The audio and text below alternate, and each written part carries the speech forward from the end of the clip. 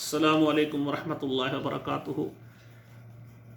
किताब हिकमत के प्लेटफार्म पर आपके सामने हम कलाम हूँ।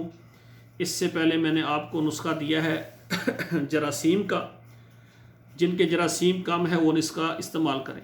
लेकिन कई ऐसे यानी भाई होते हैं जिनके मादा के अंदर पस ज़्यादा आ रही होती, और जब तक पस ख़त्म ना हो, नॉर्मल ना हो, उस वक़्त तक जरासीम वाला नुस्खा जो है, मैंने जो पहले अर्ज़ किया, वो असर नहीं करता। इसलिए ये पस का नुस्खा समात फरमाएँ।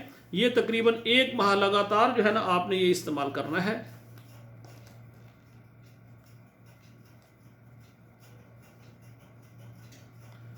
नुस्खा नोट फरमाएँ। नमक ताम, जो खाने में हम नमक डालते हैं, ये 25 ग्राम।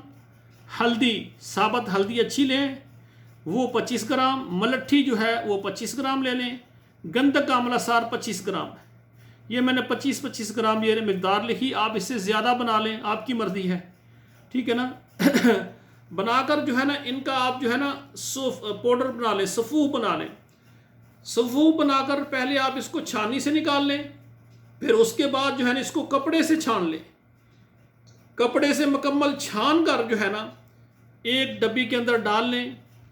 आधी चम्मच जो है ना सुबह और शाम आप खाना खाने के 15-20 मिनट बाद आप पानी के साथ खा लें, ठीक है ना।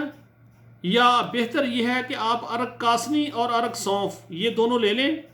आधा कप अरक कासनी और सौंफ का हो जाए, आधा उसमें पानी डाल लें, 1 गिलास हो जाएगा।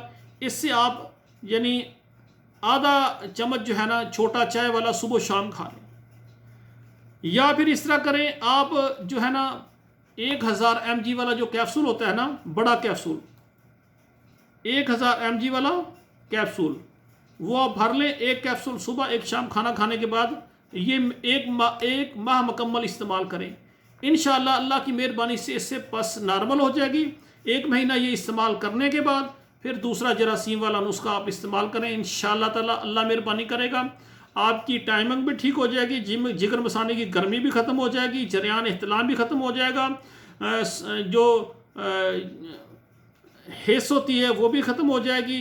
इंशाअल्लाह हर किस्म की जो है ना ये मादा तौलीद की गरमाइश या उसकी कमी, इससे कि इन दोनों ये जो जरासीम वाला नुस्खा ये इस्तेमाल करने से जो मवाद है, मनी है, वो भी पैदा ज़्यादा होती है, उसके पैदाइश भी बढ़ जाती है और टाइमिंग भी मुकम्मल हो जाती है। इंशाअल्लाह ये नुस्खे दोस्त आपके सामने अर्ज़ किए हैं। अब इसके बाद मैं आपको मजून का जो है नुस्खा इंशाअल्लाह वो अर्ज़ करता हूँ।